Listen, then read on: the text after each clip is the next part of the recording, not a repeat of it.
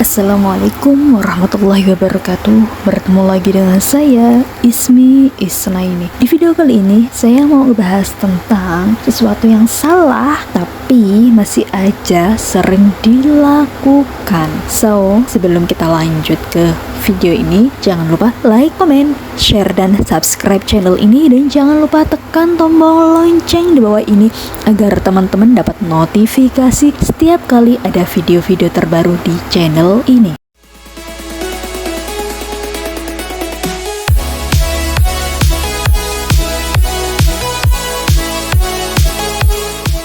Ada yang punya keyakinan kalau orang bucin bakal bisa berubah. Semisal seorang perokok bisa stop merokok karena dia bucin sama kamu. Temperamental bisa jadi super duper lembut, atau suka mabuk terus berhenti mabuk, atau playboy bisa setia, dan contoh-contoh kebiasaan negatif lainnya. Well, sebenarnya bukan cuma orang yang mempunyai kebiasaan buruk bisa berubah jadi baik, tetapi juga sebaliknya. Yang tadinya baik juga bisa jadi buruk. Kita harus tahu terlebih dahulu bahwa kita tidak boleh menjudge seseorang karena asumsi kita sendiri. Pada dasarnya, setiap orang itu baik. Terus yang membuat dia jadi tidak baik itu apa? Trauma masa kecil dan lingkungan. Semisal dia dibesarkan oleh orang tua atau pengasuh yang membawa traumanya sendiri yang ternyata belum sembuh. Akhirnya ketika ke-trigger, bisa jadi anak tersebut yang jadi korbannya. Si anak tumbuh besar dan dewasa yang juga membawa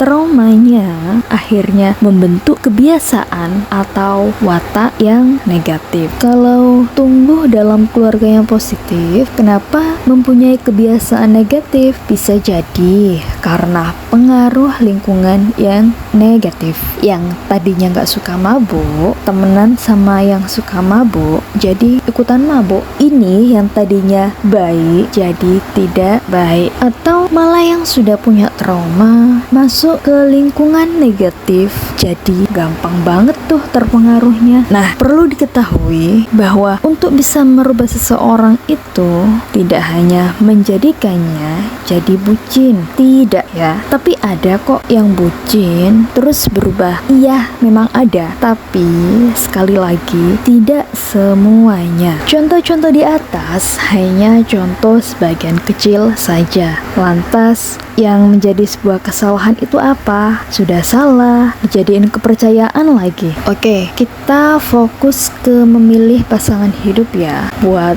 yang belum menikah, semoga bisa diambil pelajarannya. Dan yang sudah menikah, semoga Allah memberi rahmatnya dan memberi pertolongannya. Oke, kita lanjut. Yang menjadi sebuah kesalahan adalah orang yang ada di depanmu ini sudah tahu red flag atau terlalu banyak negatifnya kalau kata anak-anak zaman sekarang ya, tapi masih aja kamu memilihnya buat dijadiin pasangan hidup. Padahal ya, Allah itu seringkali kasih tanda kalau orang ini gak baik, tapi seringkali kita itu tidak peka. Sebenarnya sudah tahu juga, tapi malah denial. Lebih percaya kalau dahlah gak apa, toh besok kalau sudah menikah juga dia bakalan berubah, bukannya dia bucin sama aku. Well, ini nih kesalahan tapi masih saja terus dilakukan. Seringkali Allah kasih tahu kita dengan enggak nyaman,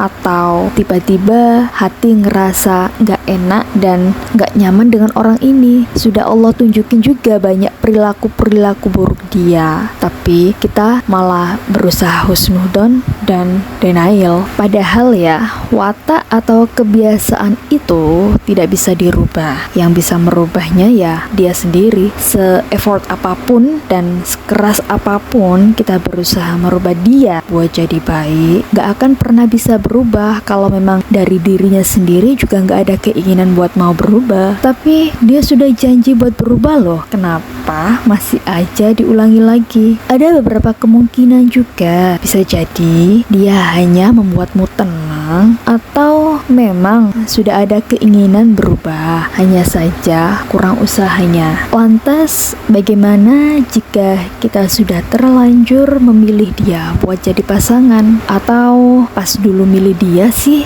dianya nggak red flag, kenapa sekarang jadi red flag ya? Nah, caranya yang pertama, kamu harus menerimanya dengan tulus. Kamu ikhlas menerima apapun keadaan pasanganmu. Niatkan diterima, semuanya dijalani karena Allah. And let's see the miracle. Stop membandingkan kehidupan sendiri dengan kehidupan orang lain. Fokus ke kehidupan sendiri aja, karena yang bisa merubah itu dari dirinya sendiri. Tanpa ada keinginan dari dirinya sendiri, gak bakalan bisa berubah. Jadi kita minta dengan tulus dan ikhlas ke yang memiliki hati. Siapa lagi kalau bukan Allah Subhanahu wa ta'ala. Saya pernah ada di keadaan yang tidak nyaman menurut saya. Kebetulan pasangan saya bukan red flag, hanya saja ada kebiasaan yang tidak baik menurut saya. Semakin saya marah, jengkel, ingin merubah kebiasaannya yang tidak baik tersebut, semakin saya menjadi capek, sampai saya ada di titik ikhlas menerima kebiasaannya dan pasrah sama Allah. Saat itu saya berdoa, jika memang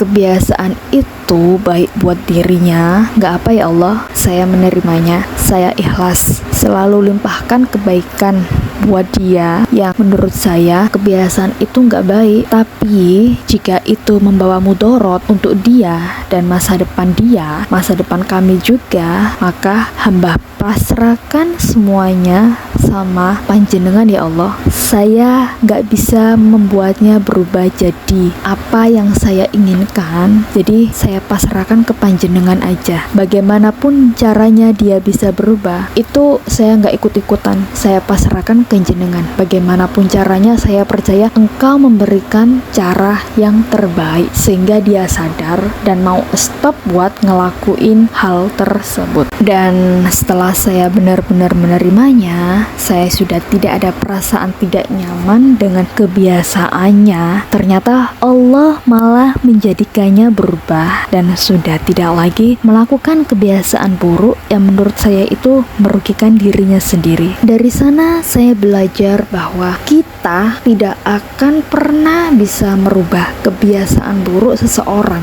atau kebiasaan yang merugikan diri sendiri dan orang lain itu, kecuali orang tersebut memang ada keinginan buat berubah. Jadi yang bisa merubahnya jadi lebih baik dan stop melakukan kebiasaan-kebiasaan itu ya dirinya sendiri. Jika keinginan dan usahanya belum juga datang, maka rayu dan doa meminta sama pemilik hatinya, yaitu Allah Subhanahu wa ta'ala. So, buat teman-teman ya, stop punya kepercayaan kalau dia bucin sama saya, jadi pasti dia bisa berubah. Besok kalau kita udah nikah, pasti dia bisa merubah kebiasaan dia. Atau kepercayaan-kepercayaan lainnya yang menurut kalian atau menurut orang-orang sekitar kalian, dia bisa berubah hanya dengan karena bucin sama kamu atau karena nanti setelah nikah bakal bisa berubah. Tidak ya teman-teman, ini kesalahan yang fatal. Ini kesalahan yang udah salah tapi dijadikan kepercayaan. Sebelum kalian menyesal di kemudian hari, mending kalau emang dia red flag, pikirin lagi deh kalian mau lanjut hubungan kalian ke jenjang yang serius atau udahan. Dan kalau emang buat yang